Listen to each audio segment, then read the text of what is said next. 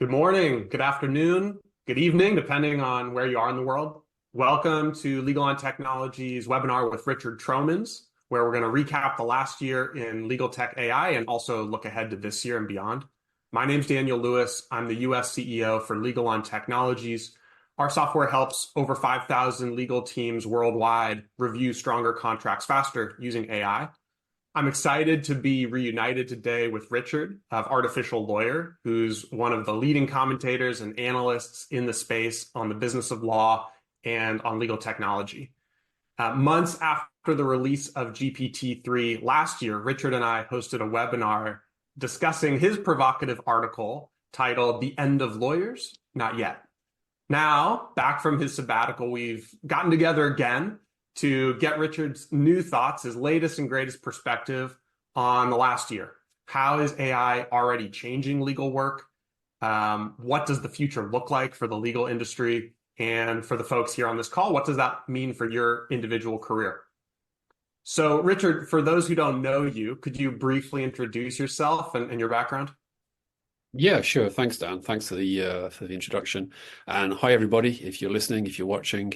My name is Richard Tromans. I founded Artificial Lawyer in 2016. It's a online news site and information site, primarily about legal tech and innovation, very much focused on AI, and particularly on AI once again in 2024. I've been working in the legal market for about 25 years. Incredibly hard to believe. 25 years.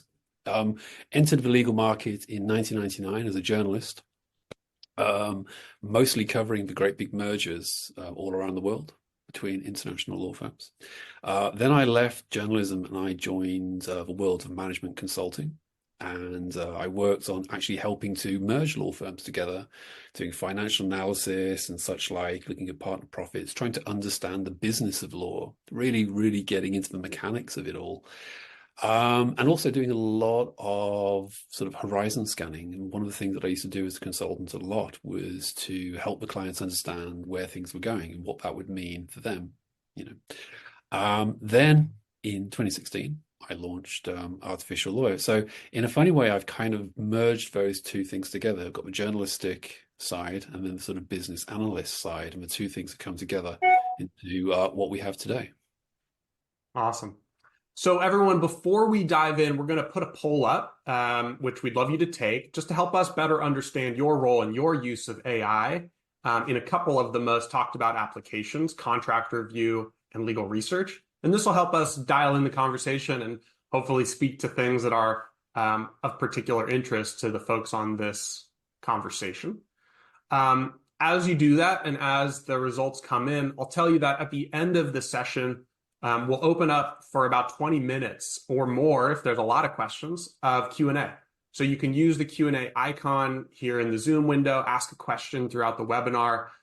We probably won't take any for the first 30 minutes or so, just to make sure that we keep a flow, but upvote the questions that you find interesting, and we'll try our best to start answering them, 30 to 40 minutes into the conversation here. So if we can share out the poll results, let's see what we've got.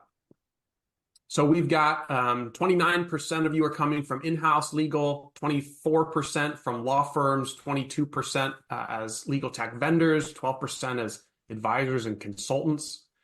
To the question of, is your legal team using contract review software? 6% say currently using, 21% evaluating, 23% considering, 20% open to considering. Great, this is super helpful. And did we get the question up about legal research? No. Didn't make it up. Okay.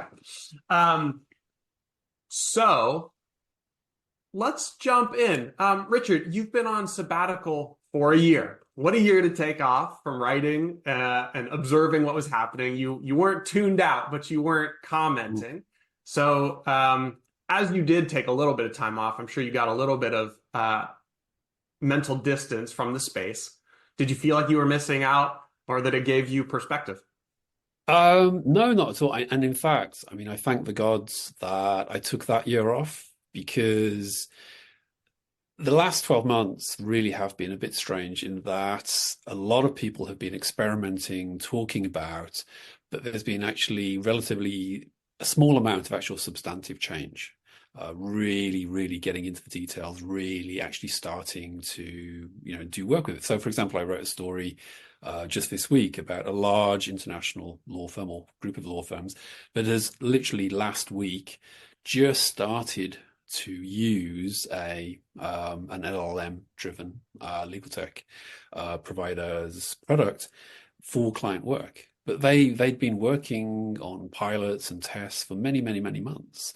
So, and I think that's a situation that a lot of people have been in. So, in many ways, I didn't miss very much at all. And I think what I did miss, and I'm glad I missed, was that strange polarizing thing that you always get, particularly in the legal space, where you get true believers who refuse to hear any negativity at all, will not listen to any negativity. And then on the exact opposite, you've got people who everything is negative. They're just absolute nihilists. They will not accept any positives. And the two kind of cancel each other out, and they're not very helpful. But of course, that's the noise that you get. They're like the side effect of a lack of real knowledge. When you have real knowledge, when everyone really actually understands what they're doing, when people have seen the tools, they perhaps use them, and particularly if they've used them for client matters, we're getting into the land of the real. And so those two extremes start to melt away. We get to a much more productive conversation. And I think I've come back at a good time. Yeah. I don't think the pace of change is going to slow down, and I think we're still in the early innings. So while you while you did take a year off, I don't think you're going to get to relax and everything settled this year. What would Oh, you, if you could go back, what would you tell yourself a year ago? Like now, knowing what you do now about hmm. this tech development. Um, Well, I think there's two stories. One is the global picture. So how is generative AI going to change the world, right? How is it going to change arts, movies, books, advertising, marketing, these huge industries, multi-billion dollar industries, which are going to be transformed. And I think many would argue not always positively. And then you've got the legal world, which is a very different story. Now, I know we've had some kind of like edge case crazy stories about some guy in wherever using ChatGPT as if it was Westlaw and then being amazed that it wasn't Westlaw. It's like, oh, wow, no one ever told me that. But I think, that will fade away and it's not really representative of what's going on. And in many ways, it's not even relevant, really. I mean, the real story, I think, is actually how LLMs are going to be tremendously useful in the legal world, because fundamentally, it's all about language. It's all about language. And it's so productive. It's so productive. And it can do things that the older types of machine learning, NLP driven tools just couldn't do. It's way more, it's creative. It is generative. It's so much more flexible. And of course, then we can talk about hallucinations. We can talk about prompt engineering. We can talk about system prompts. We can talk about refining and so forth. But really, fundamentally, where we're heading is a world in which lawyers are using legally specific tools connected to an LLM across a whole raft of use cases, from e-discovery to contract drafting to contract review to negotiation to all kinds of things. It's going to get into everything. And I think broadly, it's going to be very positive. And I don't see, at least on the law firm side, we get to this in a minute, I don't see the large commercial law firms losing anybody as a result of this. We can get to the economics later. Yeah. Um, so in your sabbatical, you traveled a little bit. You didn't globetrot and hit all the continents, but you've been keeping an eye on what's going on globally. What did you notice about interest and adoption of AI in different countries? Um, to be honest, it seems to be pretty much the same everywhere you go. I mean, ChatGPT launched pretty much globally, didn't it? And everybody immediately started to play with it. I think the only real difference, it goes back to the other point, which is how far have certain people, certain organizations got in actual real results, as opposed to just experimenting and playing with it. And I think that's almost, I don't know. I mean, from what I've seen from the US and the UK, I'd say it's fairly uniform. There are far less large law firms in the UK than in the US. But all things being equal, it's roughly equal, I would say. Yeah, interesting. Um, so with that, I wanted to start getting into the meat a little bit, which was last year we predicted, AI will not replace lawyers. What's your view now? And maybe we can just roll that into the question of like, how would you characterize the behaviors of starting with, say, large law firms today in their approach to AI? Right, well, yeah, that's the easy one, the first one. Big law firms. I mean, look at how they're using generative AI at the moment. Effectively, what they're using it for is to do many of the tasks they were doing before with other forms of technology. So, like more traditional machine learning, NLP technology. There's very little that's absolutely radically new. They're effectively doing similar tasks they could have done or did do before, but in a slightly different way. And in some cases, based on the interviews I've done recently, most firms are using multiple strata. So they'd be using a more traditional machine learning tool for, let's say, large scale contract review. They might be using another tool for drafting. They might be using another tool to help with summarization, or they'll be using another tool for, and it goes on and on and on. There's no one yet who I would say has basically said we're going to go all in on one product or one process, and there's really none of that. It's very piecemeal. People are still shaving an hour off a task here, an hour off there. People have still not, and this is not a criticism, this is just an observation. We haven't got to the point yet where someone is looking at an entire practice group and all the various practice lines and tasks within it, deconstructing it both financially, in terms of work activity, in terms of knowledge management and data needs, in terms of the various loops and interactions between all the various parties, and then started to build in where the tech helps, where the tech doesn't help, where we're going to need lawyers with real agency, where they are in control of the process, where there are checks and balances. I mean, there's an enormous amount of work. I mean, there is so much work to be done, and that would just be like one little strand. If you think of a law firm as a great big tree with hundreds of branches, one great big branch is, let's say, the M&A team. And then each of that branch is all these other little side branches. You're going to have to analyze and deconstruct the whole tree if we're going to get where we need to get to. And it's not just about AI either. It's things like standardization, better knowledge management, all of these things. It's all going to come together. So to answer your question, is there any law firm on the planet that I am aware of that has done all of those things, that they have convinced themselves that there is actually an economic argument in getting rid of some of their staff, which I think is counterintuitive? And the answer is no.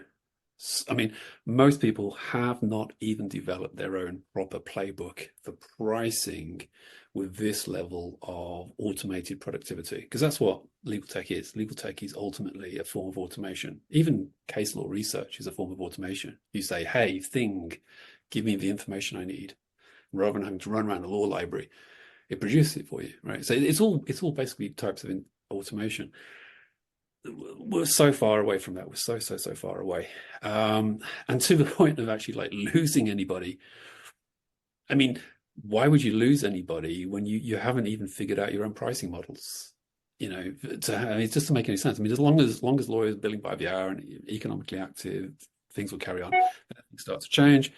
Then, from the calculations, I've been doing a lot of financial modeling the last couple of weeks, drawing up imaginary law firms and certain amounts of partners, certain amounts of associates, certain amount of billable targets, different time saving impacts from different technologies, and then like calculating out what the profitability would be.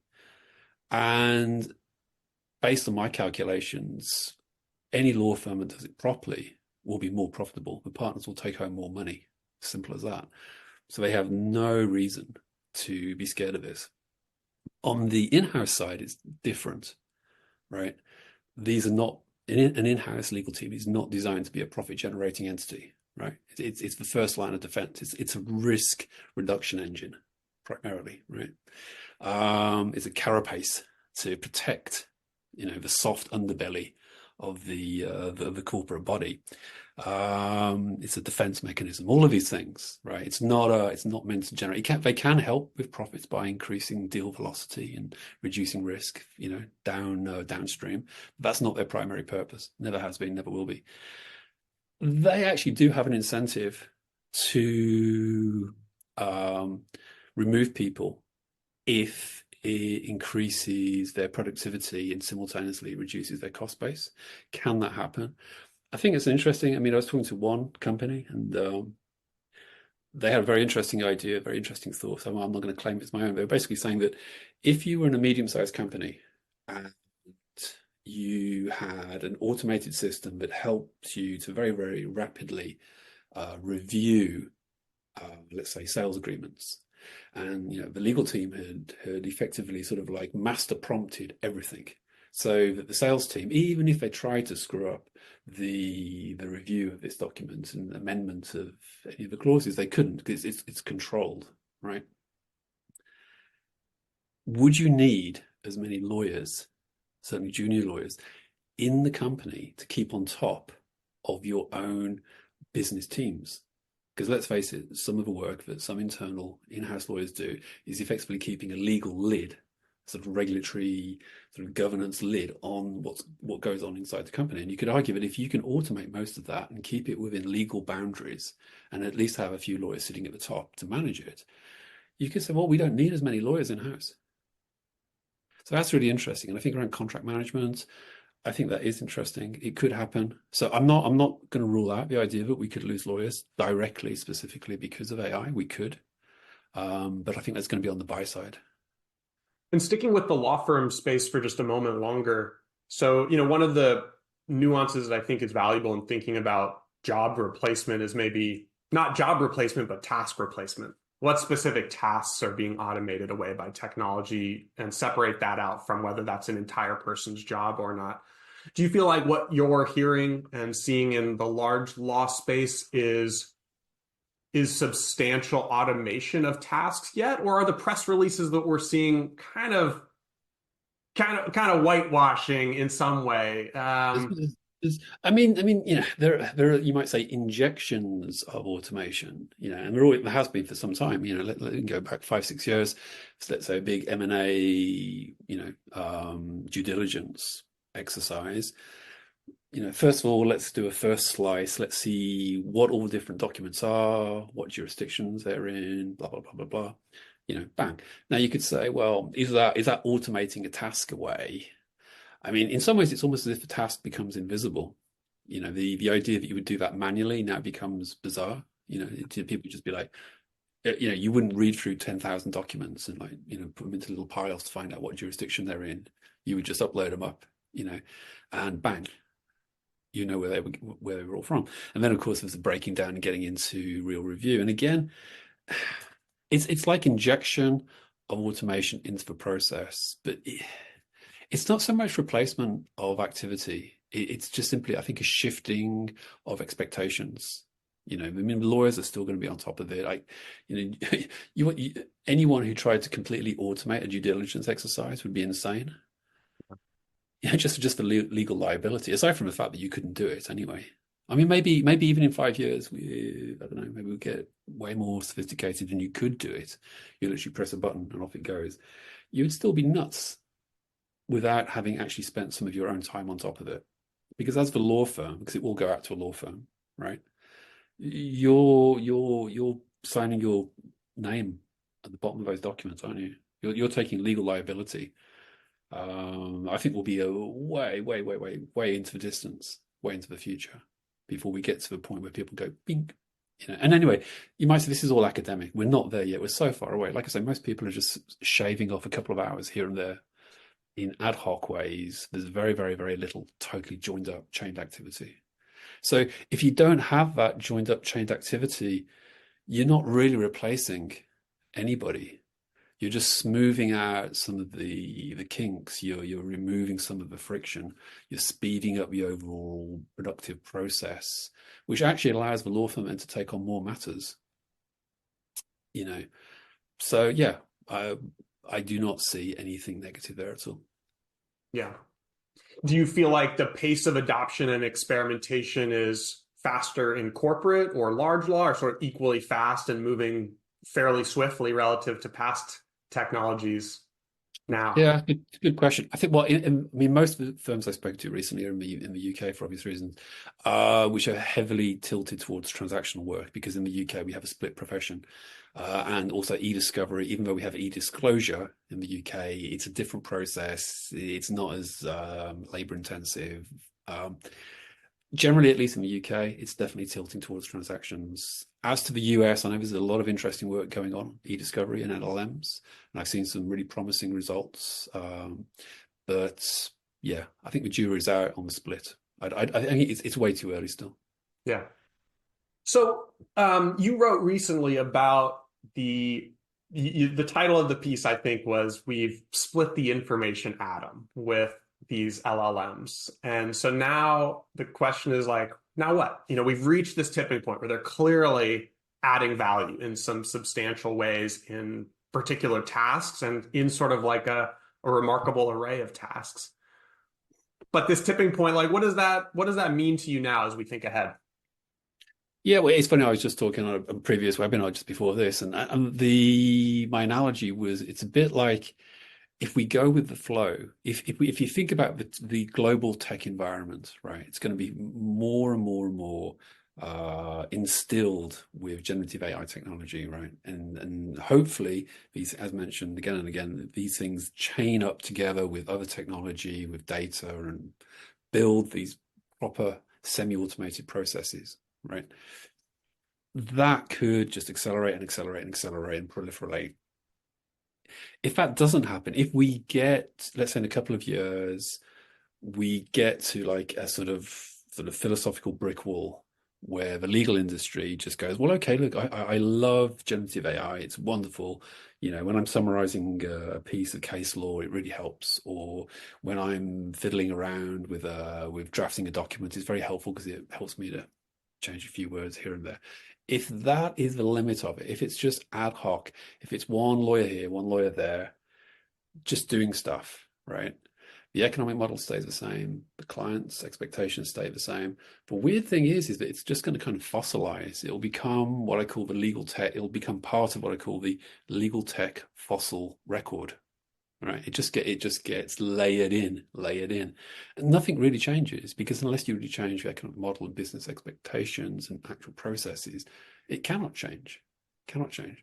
It's like if you paint a red stripe on the side of a car, it doesn't go any faster. You've actually got to mess with the engine. You've got to soup up that engine, right? And then it will go faster. But if you just keep painting red stripes on the side of a car, well, the car looks great, but it doesn't change anything. And then you get to sticking with the car. I mean, imagine you're on a freeway, one of these great big American freeways with like 5, 6 lanes, 7 lanes, yeah. Yeah, there's a great big SUV in the middle of it, and the engine's gone, and it just stops right in the middle of the road, right? And everyone is just going around it. Yeah, and they've got their emergency lights on. I mean, will the legal market end up like that? We're just going to be stuck in the middle of a road, and everyone's going to be going around us. So the clients will be using huge amounts of technology increasingly, and everything's going to connect up. And also, we don't even know where the technology is going. I mean, look at the internet, right? Look at the way that the internet grew. You had like that you might say a first wave where effectively it was a sort of like information discovery system, and then people started saying, well, if you've got this information and if you've got like an iPhone, well, think of all the things you can do. You can have Uber. Uber doesn't work without an iPhone and the internet. As I discovered in Los Angeles last year, once that iPhone stops working, you're really isolated. You cannot get back home again.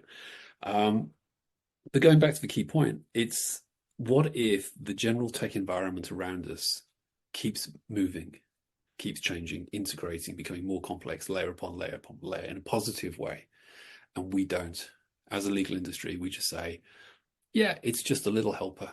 It's just a little helper. We're not going to change anything. Billable hour will be here in 100 years. Ad hoc use will be here in 100 years. Nothing's going to change. And that is possible because the legal industry is very wealthy. Its regulators are the same people that it's regulating, which is hey, great system. You can't beat the system. It's amazing. Um, so, I mean, and also in America, of course, executive sort of direct action on the legal industry to change it, I think is going to be quite unlikely. I mean, I know there's been some changes in places like Utah, and that's come through really strong internal lobbying. Um, I think the only thing that can change it really is broader environmental shaping. And if that is ignored or rejected, then yeah, who knows? I mean, maybe in 3 or 4 years we'll be doing one of these webinars, and you'll be like, "Do you remember when we used to talk about generative AI? Do you remember that thing?" That would be terrible. That would be That would be terrible. terrible. Yeah. Yeah. So But there are these. it is like a five, I would say there's a 5, 10%, 20% possibility Yeah. that we don't get any further than this. So there's the business model elements, the billable hour, those sorts of things, which have been and can continue to be impediments to major change in the industry. Within Gen AI specifically, are there must-haves that you've been hearing from folks in legal that are either, there today and people are like, great, checks the box, or still kind of on the fence or waiting for it? So it could be security questions, data handling, data privacy, hallucinations. Like, what are you hearing about the practicalities of adoption? I think the practicalities are getting solved rapidly. There are still surprises. There are still surprises that keep popping up. People suddenly find that a system they thought was completely safe sends data off Yeah. to server farms, which they didn't expect. And but that's all getting sorted out.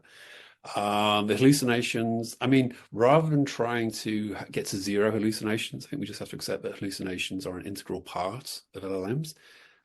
In the same way that drinking beer inevitably will get you drunk, you just have to try and remove the negative effects, right? So, can you, if you have a very narrow specific task, and you system prompted and guardrailed the way forwards, you can get to a point where you won't get any hallucinations, or at least the hallucinations will be so tiny and irrelevant it won't matter.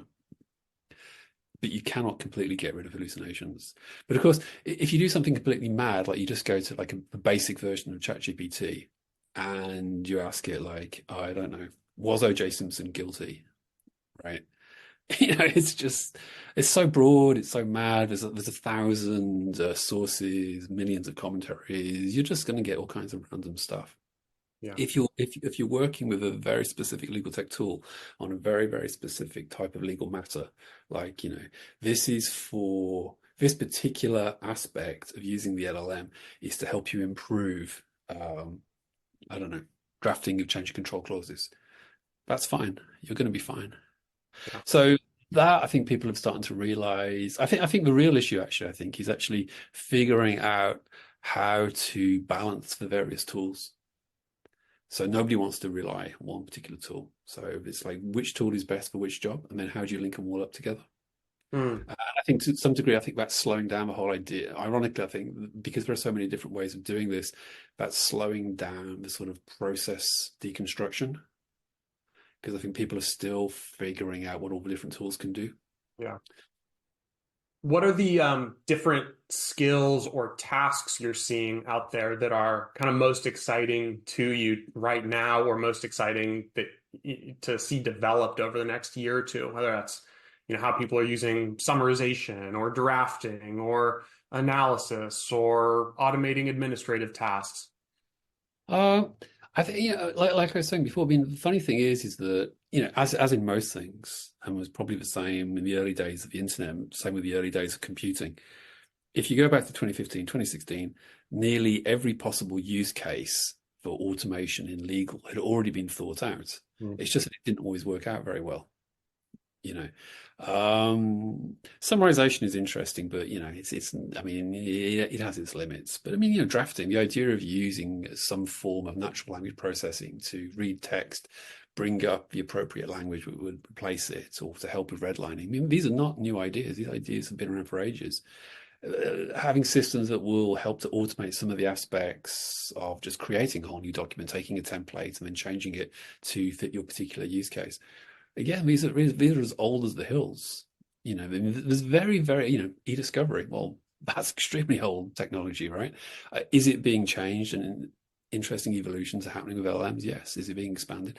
But I don't, there's very, very little that where you just say, oh my God, it's a completely new thing.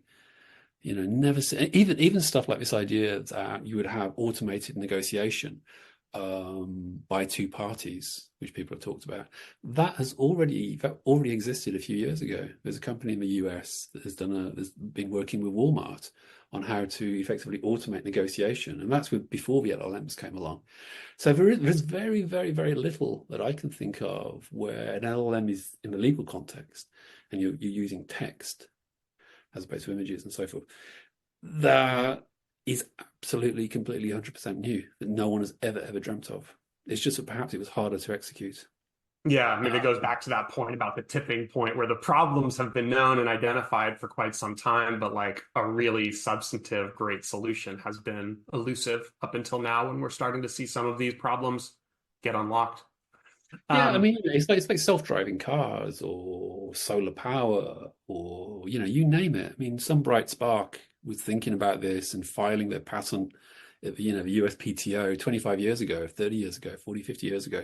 It's just sometimes you have to wait until the technology matures or new technology comes from nowhere to allow you to do those things. And I think that's kind of what's happening now. I think that's why I generally find it exciting, because there was a sort of degree of disillusionment about some of the older machine learning technology, and I think people were like, we've hit a kind of a plateau. We're not really getting any further with it.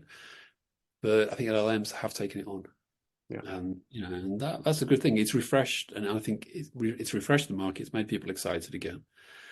But I think also let's not get carried away. Let's not assume that like no one's ever thought of using AI for doc review before, Yeah. or redlining, or drafting, and these are not new ideas.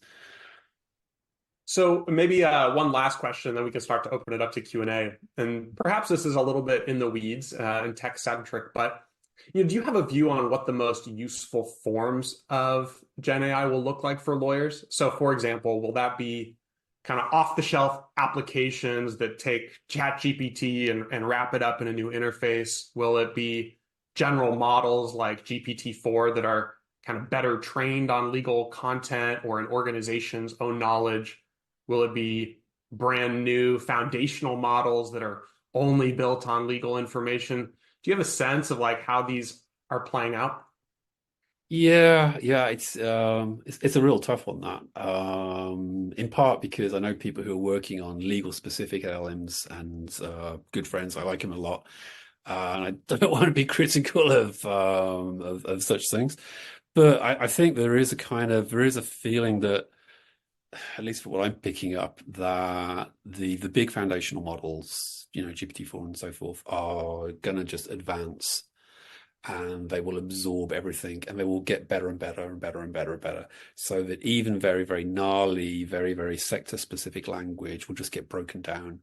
So what you really want is a really fantastic foundational model, and then you want a tool like LegalOn or something else that is attached to that, and then you've got the refinements, you've got an absolute, telephone directory of system prompts and, ordering and all kinds of things to get it to where you want it to be. And also you want to have a really fantastic UI UX, so that when the lawyer comes, into the digital space to do something, it's simple. So you don't have this messing around with prompts. Or if there is sort of variability, it's very clear, it's very simple. You're not going to have one lawyer at one desk asking a question in one way and the person next to them asking an almost identical question and getting a radically different response when they're both working perhaps on the same document, which would be, that's not going to come out, that's not going to work out well, is it? I mean, you have to try and remove risk, not increase random variability.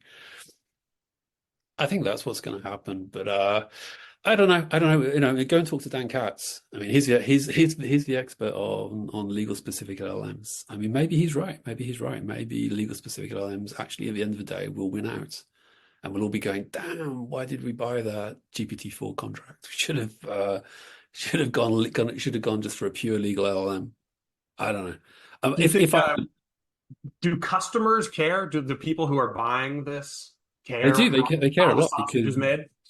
Yeah, they do. They do. I mean, the lawyers at the end of the day shouldn't really care as long as the security and data issues are taken care of. But the people who are the people who are responsible for buying stuff, when they have to go to the CFO or the the partner in charge in the management committee who looks after internal spending, and goes, I see that you spent, $1 million on this thing, and now I just read somewhere in the legal press that it's no good or it's been superseded, and everyone's going to have to move to something else, and so you've just wasted $1 million. We're not very happy about that.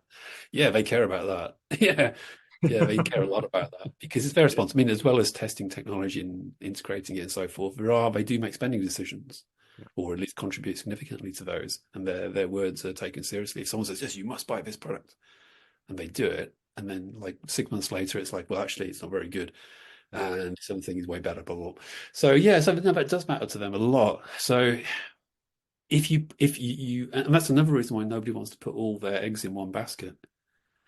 I won't, before we started, I said I wouldn't mention any product names, so I won't. But I can think of one very, very famous product that no one really had heard of a couple of years ago. It's now very famous, and people are wondering, is this going to become bigger and bigger and bigger and take over a big chunk of the market, or is it going to plateau out and a whole bunch of other companies are going to come around it? Who knows? And maybe the great big legal publishers, the big two, who are advancing very rapidly.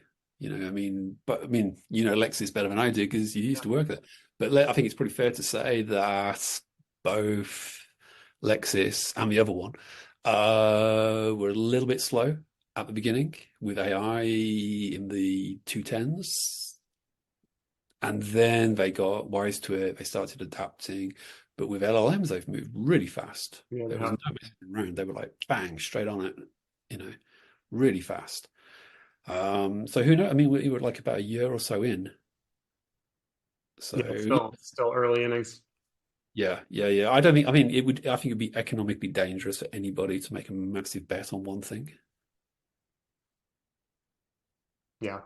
Just because things are changing so quickly, it's hard to predict what will be around 5 years from now, as well as what will be up to date or out of date. 5 years is nothing. 5 years is nothing. And yet in 5 years, God, where are we going to be? You know, Yeah. So we do have questions rolling in. So I'm gonna tee one up from Matthew, who asks, why do you think so many Gen AI flavored solutions in legal tech focus on the contract document type? Is it due to tech vendors' lack of deep knowledge in the legal domain, whereas contracts are more approachable or familiar? Or is it due to the nature of LLMs and the enterprise of applying structure to what is fundamentally unstructured text? Clauses are an easy way to try to chunk or parse documents.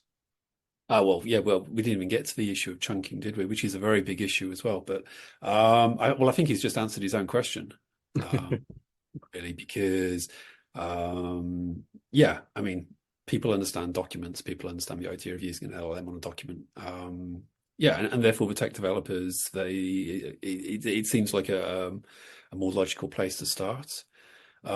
E-discovery, for example, which is absolutely vital, particularly to the US legal system, is a much more complicated thing. The idea of, is a document responsive or not responsive? And then the very, very complex stages that follow of taking certain documents and then analyzing them in different ways. And then they get passed out to lawyers who then search for other information and it gets wrapped into the whole litigation process. Way more complicated and larger scale than just saying, show me that contract, let's have a quick review of it, let's summarize it, or, let's tweak a bit, let's do some red lines. So I think it's probably that it's just simply more accessible. It's more immediately accessible.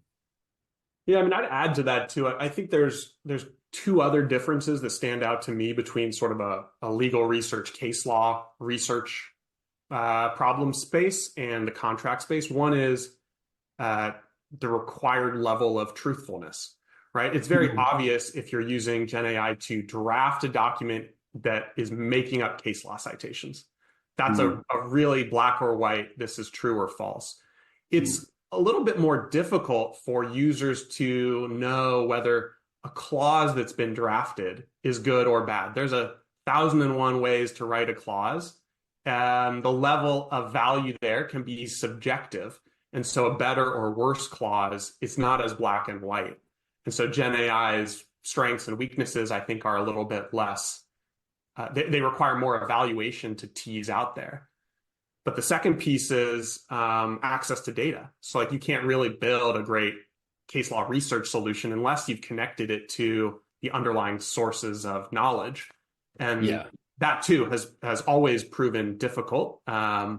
It's getting easier over time, but it's really still not a fully solved problem for companies that are trying to build new case law research solutions from scratch. Whereas contract types, it doesn't require having access to the last 300 years of case law to have a comprehensive solution. Yeah, no, I think the access to data point is a very, very, very good one. And I mean, it's going to be really interesting when people really, really start integrating their own DMS. But of course, one of the challenges there, of course, he's got client data and there's a whole ton of stuff around that. I mean, but yeah, just taking a document and then like knocking it into shape by getting the LLM to suggest changes that seem logical. And then the lawyer sits there and, you know, evaluates. Yeah, that's not a particularly hard thing to do. Yeah. So there's a question here from Pablo asking, it appears AI is well suited to eliminate administrative tasks. Do you feel there's more rapid evolution of staffing models for administrative teams?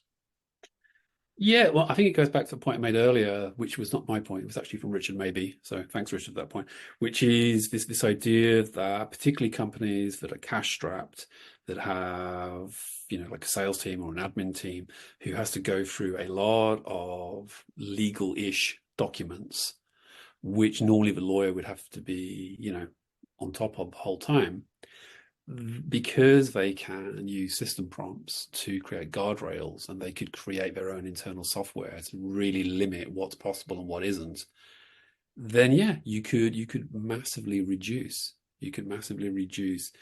the amount of legal time spent on those things. And of course, it doesn't necessarily mean that people will lose their jobs, I guess, because you could say that, well, great, now they can do other things. But you know, because if you, okay, well, what's the purpose of the sales team? The sales team is to go out there and sell stuff, right? So if you can speed up their sales process, that's great. But for the lawyers, you could argue, well, their job is kind of almost secondary to the sales team. You know, there's no point having lawyers in your company if you've got no sales team, because you won't have any revenue and you'll go bust, right? So the lawyers, you could argue, at least in-house, on the sort of pecking order of, you know, who gets thrown out of the balloon, you know, when you have one of those philosophical balloon competitions, then we don't need that many lawyers, because the lawyer's job is to basically reduce risk. And if you've somehow reduced risk in admin and sales and whatever, well, then yeah, then logically you don't need so many. Yeah, I think, what I see too in the corporate space is there's such a different set of incentives around efficiency than you find in law firms, that an Mm, hour saved is truly an hour saved. It's not mm, an 800 or $1,000 lost from billable time. mm, And so whether it's an in-house legal team or say an administrative unit within a law firm that's not really a profit center, every hour saved is really meaningful. And I think I see those teams moving quickly through the stages of identifying technology, buying it, adopting it, and overcoming everybody's natural resistance to change, because they're not at the same time fighting a profit motive, a profit incentive, where it can be hard to say, wow, I saved an hour, but like, did that cost me money? It's like, no, you saved an hour and that gave you an hour back to do something else. Yeah, no, totally. And I think CFOs in particular are going to have an interesting time over the next few years, because they're going to have to, I mean, they've already working very closely with the tech teams, but they're going to be working even closer with the tech teams now, because there's going to be a real noticeable change to the cost base. So yeah, I mean, CFOs who really understand AI, I imagine, will be in great demand. Yeah, and I think I just really, really hope that the in-house community kind of moves with this, like I say, and doesn't just like kind of dig in and just go, no, no, no, no, no, no, no. The security concerns, and oh, we don't know where the data is, and what about hallucinations, and just keeps throwing up the negatives and the risks, and just, you know, becomes trenchant that they're not going to move on this.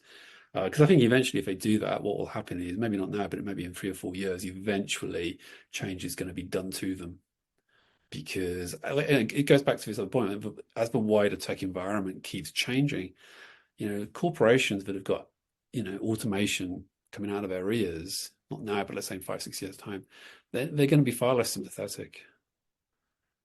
Yeah, and we see that too on the corporate side. We see a significant number of companies with top-down initiatives saying, hey, we want legal to go out, evaluate solutions, buy something, do it this quarter, do it, it's part of your 6-month goals. People come to us saying that, like we're in an active process because our GC or our CFO or our COO is driving an initiative saying we think that there's real savings to be had and efficiencies to be gained. And that's pretty different than what I think was probably being talked about 5 years ago. People felt like legal was a black box. They didn't really know how to drive cost reductions. There were some tried and true approaches around how you kind of create competition amongst outside law firms and things like that. But Which was, let's face it, was pretty much completely ineffective. yeah, And didn't actually work anyway because because law is jurisdictional, the leading law firms in any particular jurisdiction and in practice group at the price bracket that you operate at, because like Goldman Sachs is only going to work with a certain amount of firms in a certain practice area and a certain issue. So panels were ultimately pointless in many ways. It didn't really change anything because you weren't. I mean, some people would just make a crazy lowball offer to win the work, but that's not like a rational choice, I mean, people making people, I really liked your presentation on legal technology, and could you explain to me about it? No, but I'll get someone who can, explain what it is, and it's like, there's very, very, very, very sort of, wishy-washy reasons for some of the choices. So yeah, it's again, it goes back to this point about processes. It's all linked together. So for me, it's like everything is connected.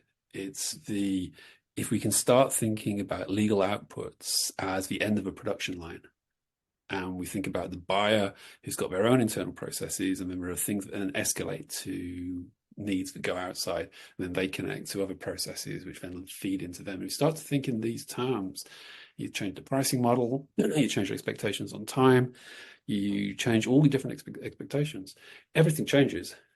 And this then, of course, is part of, the irony is that this is actually how corporates think more broadly. I mean, most corporates, all the various business departments are operating on this type of logic already. I mean, the logistics team of company X is not a black box. You go to the head of logistics and go, well, how much did you spend this year? And you go, I don't know. Do you know why you spent it? Well, there was like, it's really kind of dangerous stuff, man. It's just okay. I'm being a bit extreme, but yeah, the level of black boxness just doesn't exist in other departments. yeah, yeah. So maybe on that topic, there's a question from Ray, which is, do you see AI forcing more tech competency and literacy? And do you see that translating into more states mandating continuing legal education for that competency? Yeah, it's an interesting one, isn't it? Yeah, I've always felt a bit confused by bars demanding that lawyers demanding. I mean, I want them to use technology, but the idea that they're demanding it should be self-evident. Perhaps what they should actually do, they should demand that all lawyers do financial literacy courses. And because the basic model of all law firms is if you're busy and you're billing, everything's fine, right? But that model is going to break down. I honestly, truly believe it will break down. I think it's starting to break down now, at least philosophically. When that time comes, there's going to be an entire generation of lawyers who do not know how to price their own work. Because before it was just like come into work, I work really hard, do great work, clients are happy, bill, get my profit at the end of the year, everybody's happy. You don't have to think about it too much. But what happens when you start to automate 50% of the work? What happens when you work on a fixed fee? It's all going to fall apart. So perhaps I would say you need a sort of tech financial literacy. Yeah, it's interesting. We did a webinar with one of our customers, Lyndon, in January, who's a solo practitioner with a small team behind him. He handles a lot of outside work for corporates. And he's a very creative thinker about this. And he was pointing out with his use of technology, LegalOn, to help do contract review in part, he was increasing his turnaround times. And as a result, he was charging more because his service was getting more valuable. And he was able to take on more customers in a scalable way. So it was just, yeah, it was like, it was a very system-based view of how does this tie together to help transform his business model. Maybe with that, I'll ask another question from Philip, which is how does all this, I guess this whole conversation apply right now and in the next year to small firms of under 30 people, he defines it as. Yeah, I think it's going to be a challenge for smaller firms. I don't know if you saw, I did a story the other day about the price plan for a quite well-known legal tech company that's charging $1,000 per person per year, and we don't have definitive answers on this, but one suggestion was that they would prefer to have at least 100 signups per firm. So if you're a 30-lawyer firm, that's going to be pretty tricky. I mean, some small firms struggle just with case law research costs, which are not cheap if you're a small firm and you're running on a relatively low profit margin, for the equity partners. Yeah, it's hard. I mean, right now, you're almost looking towards justice tech as a solution. But I'll be honest with you, I wish I could say, yeah, it's all going to be fine. I think probably the only good news for the smaller firms is that none of the other smaller firms have the answer either. So like if you're on one side of the street and your biggest competitor is down the road, they're probably no wiser, no better off, don't have any better technology than you do. And it is worth reiterating, and it shouldn't really need to say this, but I'm sure anyone on this webinar knows this already, but don't treat ChatGPT as a source of legal truth. Just don't try, if you can, find an affordable legal tech solution that narrows it down and allows you to do things safely, take that route. But I mean, fundamentally, we're talking about a pricing issue, aren't we? Yeah, in part. I mean, I do think we're continuing to see a blossoming of new solutions in this space. So I do think there will be a variety of solutions at a price point that can work for small law firms. And I think one of the things in their favor is that they are too aligned with some of those same incentives, which is, I think a lot of law firms thrive by saying, hey, you're going to get great service, but at 60% of the cost of going to a large law firm. We have people who left large law and now, they're doing it on their own and they don't have the overhead and the Class A office space and all that. And we're going to charge $500 an hour, not $1,200 an hour. And so tools that can help them do that work more efficiently, I think they have opportunities to capitalize on. I'd also say that, the Gen AI tools in some ways, so like my first company, Ravel Law, we sold a product that would help large law firms and litigators understand judges' decision making at a much more granular level. How often were they granting particular motions? And in part, we had success by saying, look, this is going to give you a competitive edge. This is information that other people don't have. It's going to help you know something that they don't. And it was, fairly expensive, and only large law firms really spent the time to look at it and buy it. Gen AI to me does not feel like that kind of tool. It's not a tool that says this is going to give you an intelligence edge and let you know something that other people don't. But it is a tool that's going to help you summarize documents or redline agreements or, XYZ, things that are common across everybody. And so insofar as they help, I think they're like an equal opportunity solution for whether you're a large firm or a small firm in terms of the types of tasks that they can take on if you can get price point. I mean, a lot of it is a volume issue as well, isn't it? I mean, you could argue that if you've got a relatively low volume, then tools that are effectively automation tools generate relatively diminishing returns relative to your investment. If you're a law firm that has to review 1,000 contracts a day, then literally anything that helps you do that is great. If you have to review 20 contracts a day, is it actually worth your investment? And I think we're also just going back to a word of warning that I have seen free or extremely cheap quasi supposedly legal tech offerings online run by some random person whose name is not even on the website, offering to review your documents for you. And effectively all it is an incredibly thin wrapper put around ChatGPT. And they're just trying to extract money from people. So keep a lookout for those. Don't use a tool where you don't have the details of the people who created the company. And really, if you do engage with people, ask them, what is the technology behind this? You know, is this, are you literally just putting your confidential client data into ChatGPT, and Yeah. there's just this guy in Nebraska, in a trailer park or something, right? Yeah. Sorry to people who live in Nebraska, I'm sure it's not like that really, but who are just exploiting your needs. Stick with bona fide companies, because I've been approached by a couple of companies and I've looked at their websites and I've just been like, woo, Mm. these are not real companies. Yeah. Yeah. That is a very good word to the wise. To be thoughtful and engaged in how you look at these tools. And sometimes price is going to be a signal of quality, that's for sure. Um, Yeah, yeah, totally. One last question here. So we have a question from Buckstall, which is, do you see any changes in the acquisition and onboarding of new legal clients? How can generative AI streamline that process? Hmm. Well, that's quite a long and complex one, because you've got stuff like, the analysis of identity documents like passports and driving licenses and stuff. There's a whole bunch of technology around that, multimodal technology, and I'm sure that's coming through.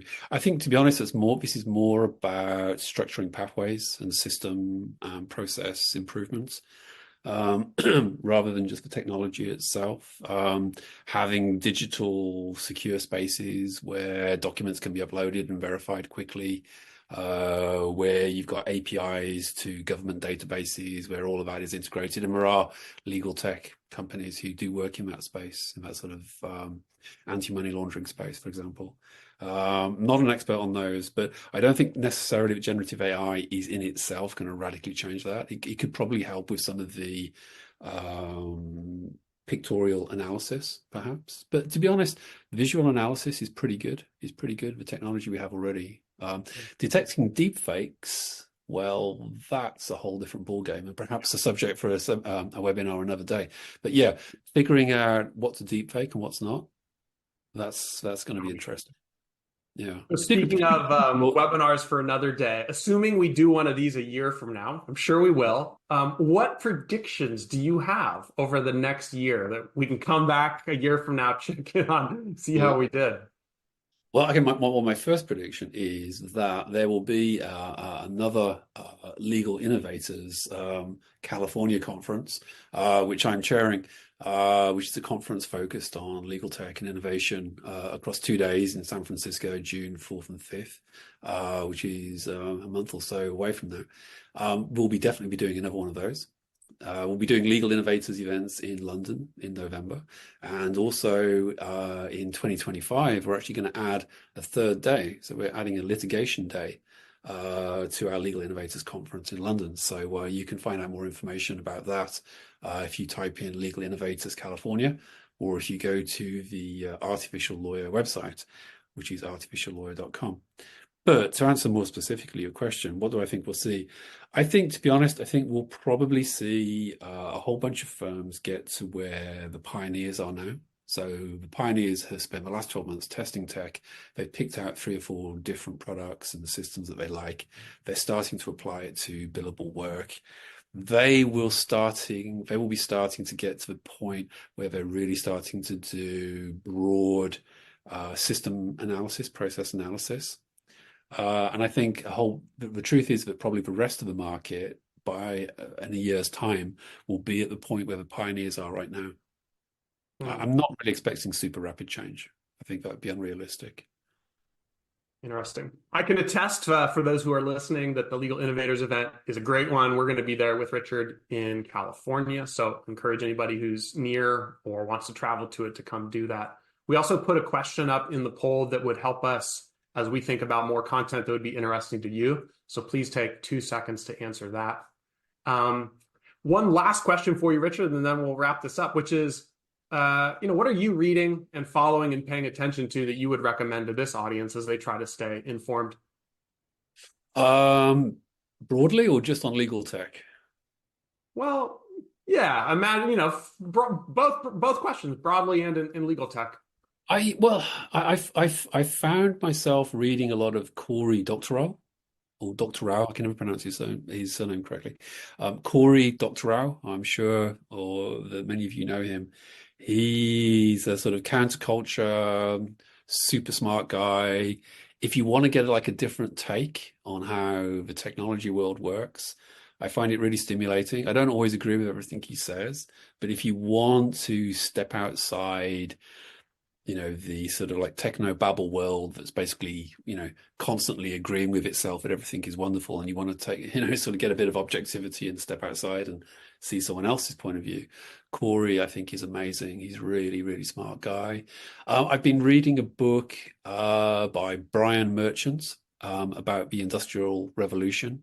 He's based in LA. He used to be a Los Angeles Times reporter.